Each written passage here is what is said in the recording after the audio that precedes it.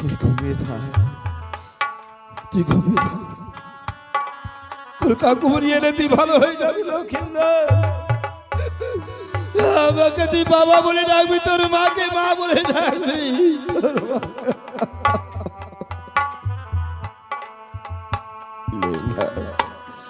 তুই কত দূরে আছিস ভাই? ফিরিয়ে আয়, আমার লক্ষিন্দর ভালো হবে। তুই ফিরিয়ে আয়, রোজা ধনন্তরকে নিয়ে আয়, আমার লক্ষিন্দর ভালো। সদাগর মশাই, আমি চলে এসেছি। এসেছিস? হ্যাঁ সদাগর মশাই। ধনন্তরী কোথায়? ধনন্তরী ওই আপনার আদেশ মতো ছুটে গেছিলাম সেই ধনন্তরী অনুসন্ধানে। ধনন্তরীর সাথে কি দেখা হয়নি? হয়েছিল। তবে কি ওষুধ মূল দিয়েছে? সদাগর মশাই, সেই ধনন্তরী ওষুধ মূল নিয়ে আসার সময় অর্ধেক রাস্তায় যে মনুষ্য ছলনা করে ধনন্তরী মস্তকে ছবল মেরেছে। ধনন্তরী কোথায়? ধনন্তরী আর বেঁচে নাই, ধনন্তরী যে মারা গেছে।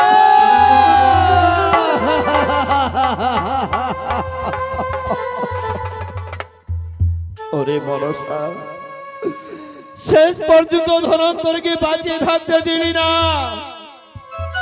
যে এক মন্ত্রের হুঙ্কারে শব্দ দিনে সাপে কাটা মরাকে বাঁচিয়ে তুলতে পারে, আমার লক্ষিন্দর আর কোনোদিন ভালো হবে না। লঙ্ঘার ভালো হবে না। এখন সব ওষুধ মূল কেড়ে নিয়ে গেছে মনসা, আমার লক্ষিন্দর ভালো হবে না। এখন আমি কি করি লেঙ্গা? আমাকে একটি উপায় বলে দে, আমি এখন কি করি? সদাগর মশাই, এই মৃত্যু সন্তানকে বুকে আগলে রেখে আর কতদিন কাঁদবেন? তবে আমায় কি করতে হবে? তাই তো সদাগর মশাই, ওই তো আপনার হাতে লাগানো কাষ্ঠের বাগান, চলুন না সেই কাষ্ঠের বাগান থেকে কাষ্ঠ কেটে নিয়ে যাব আমরা ওই গাঙ্গুরিয়ার ঘাটে। সেই গাঙ্গুরিয়ার ঘাটে আমরা যে এই লক্ষিন্দরের সব কাজটুকু করবো গো। হ্যাঁ, তুই ঠিকই বলেছিস। এই মৃত্যু দেহটা কতদিন আর বুকে আগলে রাখবো? যেইভাবে বহুদিন আগে আমার 6 পুত্রকে রেখে দিয়েছি, সেইভাবে আমার লক্ষিন্দরকে রেখে দেবো। লেঙ্গা,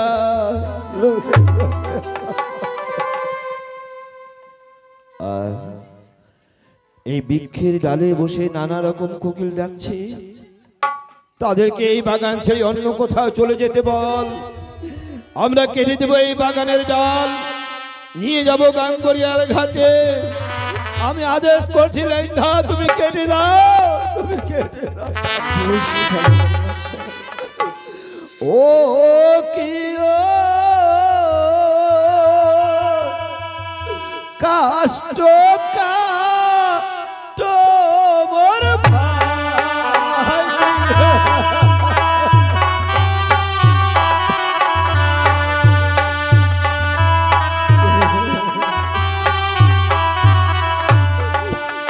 এবার শাল কাটো চন্দনের কাঠ লয়ে চলো গাঙ্গুরিয়ার ঘাট।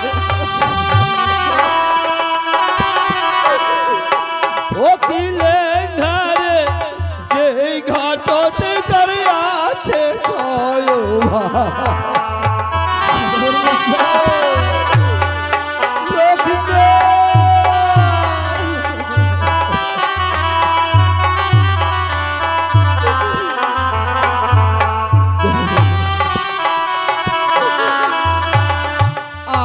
কাটো ভাই আর কাঁঠাল, জাম কাটো ভাই আর তাল।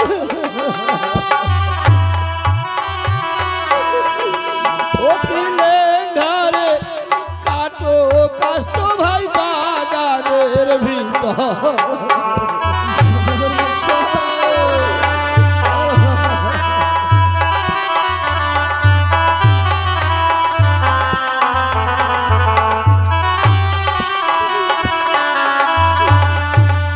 কাষ্ট নিয়ে গিয়ে কি করবে লেঙ্গা? কি করবো সদাগর মশাই? ওই গাঙ্গুরিয়ার ঘাটে ভাই বাঁধো ছিটা, গঙ্গার জলে ভাই মারো ছিটা।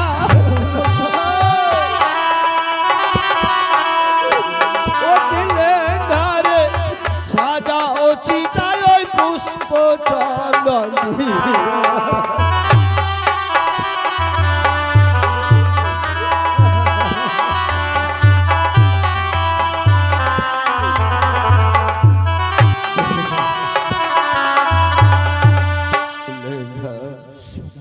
আমি যা বলেছি ভাই আমার আদেশ পালন কর। এই কাজটা কেটে নিয়ে চল ওই গাঙ্গুরিয়ার ঘাটে, আমি নিজে পিতা হয়ে পুত্রের সৎকার করব। কি ওরে কোকিল, আমাদের মতো কি তোদের কপাল ভেঙেছে? আমরা যে এই কাষ্ঠের বাগান কেটে তছনছ করে দেব। ওরে কোকিল, তোরা এই কাষ্ঠের বাগান ছেড়ে অন্য কোথাও উড়ে যা।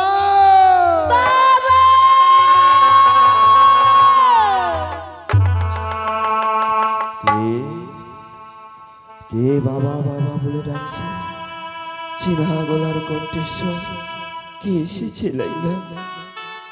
এই বাগানে কে এসেছে? তাই তো সদয় মশাই, আমাদেরকে তো বাবা বলার মতো কেউ নেই, তবে কে কে এসেছে এই কাষ্ঠের বাগানে?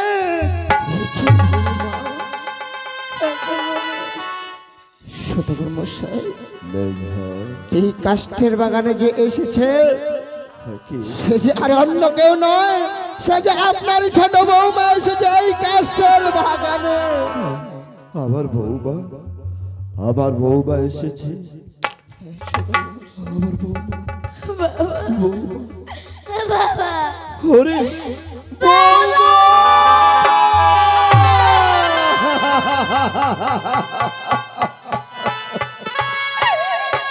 ওগো বৌমা, তুমি এই বাগানে কেন এসেছো মা?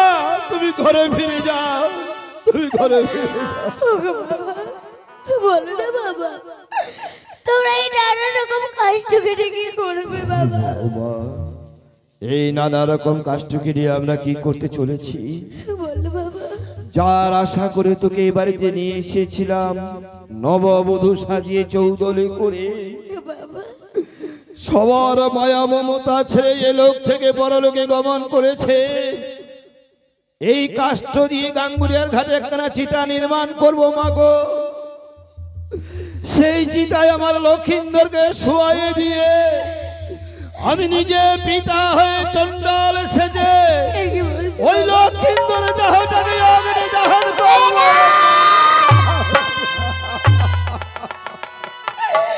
ওগো বাবা, তুই যা মা, ঘরে ফিরে। এটা পুরো মৃত্যু স্বামী। বাসাও গাও করে আর জলে স্বামীকে নিয়ে যাবো বাবা। কোথায়? ওই অজানার পথে। না না রে বাবা, এ কোনোদিন হয় না মা।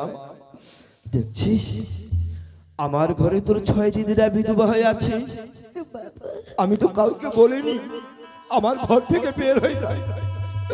তুই কেন যাবি রে মা? আমি তোকে যেতে দেবো না মা, আমি যেতে দেবো না। ওগো কাকুমণি, আমি একটু বাবাকে বুঝিয়ে বলো না কাকুমণি। সদাগর মশাই, লাইলা বৌমা যা বলেছে তা তো ঠিকই বলেছে।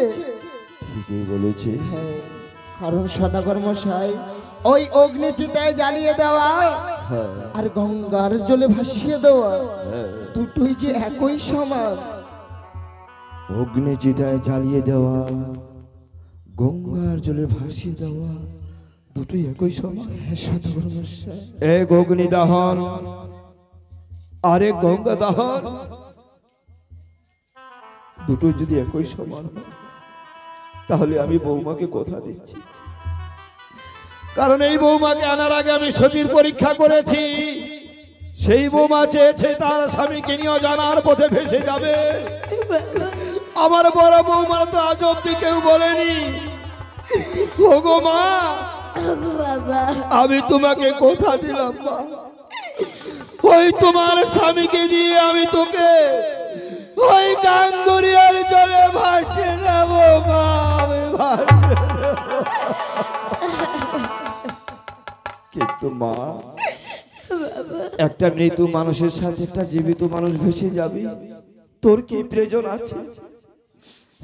এই তোর বুড়ো বাবাটাকে বল রে মা, তোর বুড়ো বাবা। ওগো বাবা, তুমি আমায় একটা মালা করে এনে দাও না বাবা। মালাকার? বাবা, মালাকার এনে কি হবে? রয়েছে তোমার কলার বাগান, হ্যাঁ সেখান থেকে কয়েকটি কলা গাছ কেটে হ্যাঁ, একটি ফুরা নির্মাণ করে আমি যে ভেসে যাবো বাবা বেশ ওই অজানার পথে। তাই করো মা। এই কলার বাগানে রেখে আমার কি লাভ হবে? আমি এক্ষুনি ছুটে যাচ্ছি মালাকারের কাছে। মালাকারকে আমি কাঠ পাঠিয়ে দেবো কলার বাগানে। মালাকার এসে কি করবে? বাবা, তুমি তোমার কাকুকে বলে দাও মা, তোমার ওই কাকুকে বলে দাও। বৌমা, কাকু বলে দেখতে পাচ্ছ তোমার শস্য পিতা ছুটে যাচ্ছে মালাকারের সন্ধানে। মালাকার এসে এমন কি কলার গাছ কাটবে আমাকে খুলে বল বৌমা। চলো কাকু বলে কলার গাছ বাবা আনো কেটে গাছ কাটো বাবা তেজবে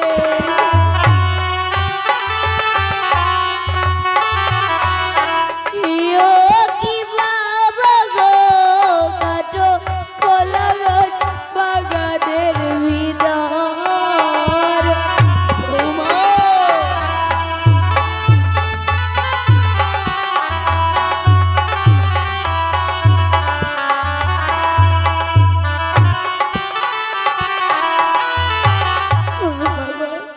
কলার গাছ বাবা আনো কেটে গাছ কাটো বাবা বেছে বেছে কাটো কলা গাছ ওই বাগানের ভিতর। বেশ বৌমা। বৌমা, ওগো বাবা। তোমার কাজ হয়েছে বা? হ্যাঁ বাবা। কি সুন্দর মালাকার ভেলা বানিয়েছি, সুন্দর সুন্দর চিত্র আঁকে দিয়েছি। সেই চিত্রগুলি ঝলমল ঝলমল করছে। এই আমি কি দেখতে পাচ্ছি লেঙ্গা? চারদিকে চারটি কোণা মধ্যে দিয়েছে এক সর্পের ফোনা, যে আমার চিরশত্রু হয়েছে, আমার বংশকে ধ্বংস করেছে। এই সর্পের ফোনা তোমরা ভেঙে দাও। আমি দেখতে চাই না, আমি দেখতে চাই না এই সর্পের ফোনা আমার সর্বনাশ করেছে। কেন দিয়েছে, কেন দিয়েছে এই সর্পের ফোনা? ওগো বাবা, বৌমা, আমি যে ওই সাগরের জলে ভেসে যাব, হ্যাঁ নগরের মানুষ আমায় কে দেখে বুঝতে পারবে আমার স্বামীকে কান লাগে মেরেছে? যাই তো বাবা। ঠিক বলেছিস, ঠিক বলেছিস। আজ তোর স্বামীকে নিয়ে ভেসে যাবি অজানার পথে, সবাই জানতে পারবে এই হতভাগীর পতিকে কাল নাগে মেরেছে।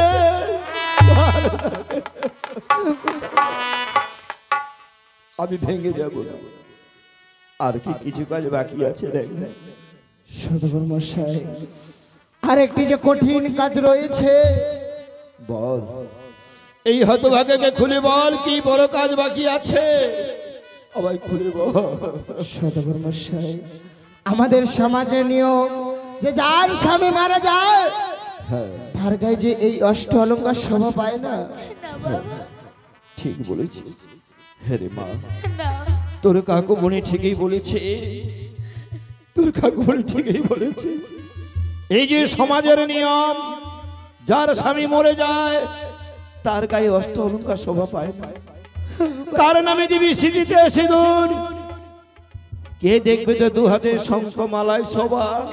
কে দেখবে রঙিন শাড়ি শোভা? যে দেখার মতো ছিল সে আর বেঁচে নেই বাবা। বৌমা, বলো বাবা। তুমি কোনো দুঃখ করো না মা। দেখতে পেয়েছো আবার ওই শিব মন্দির, সেইখানে গিয়ে এক এক করে সমস্ত অষ্ট অলঙ্কার খুলে দিয়ে শিব ঠাকুরকে বলবে, ও গো শিব ঠাকুর, তুমি আমার মতো কাউকে যেন না কাঁদায়, কাউকে যেন না। চলো মা, চলো। বেশ বাবা, আমি চলে যাচ্ছি। বৌমা, বাবা, বৌমা, বাবা, বৌমা!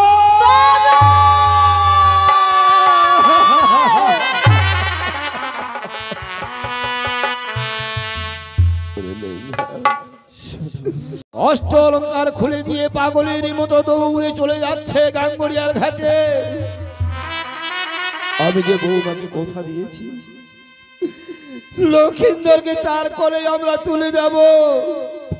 চল, আমরা হরিবোল হরিবোল বলতে বলতে নিয়ে যাব।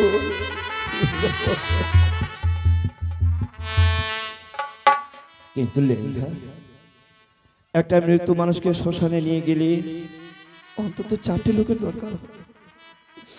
আমার চাম্পকবাসীরা সবাই দূর থেকে দেখে আছে, কেউ সাপের ভয়ে আসছে না আমার কাছে। কারো যেন এরকম দিন না পড়ে। আমার চাম্পকবাসীদের আমাদের সঙ্গ দিতে বল, আমাদের সঙ্গ দিতে বল। ও গো মায়েরা আর বাবারা, আপনারা সবাই জানেন যে আমাদের এই সমাজে যদি কারো মৃত্যু হয়, তার মৃত্যু সজ্জায় কয়েকটি করি আর এক মুঠি মাটি দিয়ে আমরা যে তার ভববারের সম্বলটুকু করে দিই। আমাদের আদরের সন্তান সর্পঘাতে মৃত্যু হয়েছে, তাই তো তোমরা কেউ ধরে না থেকে আমাদের এই আদরের সন্তানের মৃত্যু সজ্জায় এক মুঠি মাটি আর কয়েকটি করে দিয়ে তার ভববারের সম্বলটুকু করে দাও। এসো আবার চাম্পকবাসীরা, আমার সঙ্গ দাও, আমার সঙ্গ দাও। ও কি বাছক মোরে বাহি করো রে, ওরে বাবিনী দারুণা।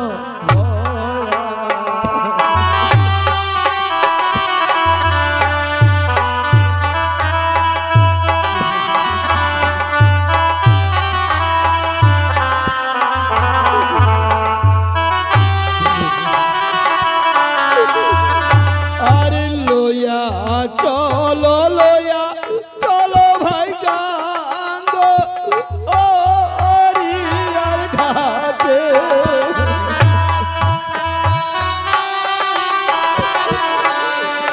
এবার পিতা হয়ে পুত্র আজি ভাষা বসা ঘরে।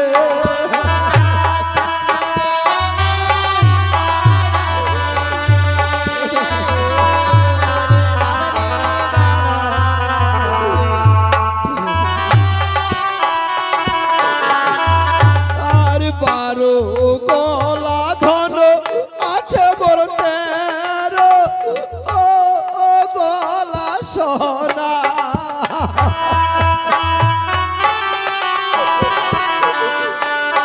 আর কপালতে পুত্র নাই রে খাইবে এ কোন বাজনা।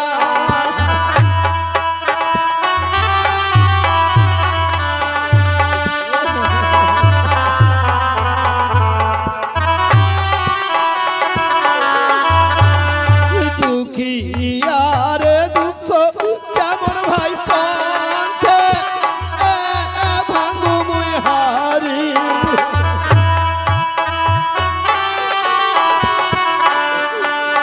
আর তারও চাইয়ে দেখো বৌমা মোর কাঁচা চুলে হারি।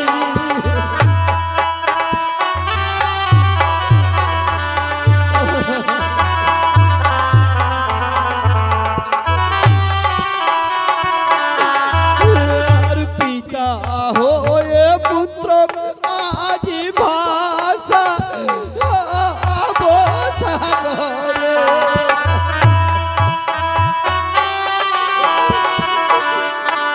এবার 10 দিগের 10 মুনি ভাই হো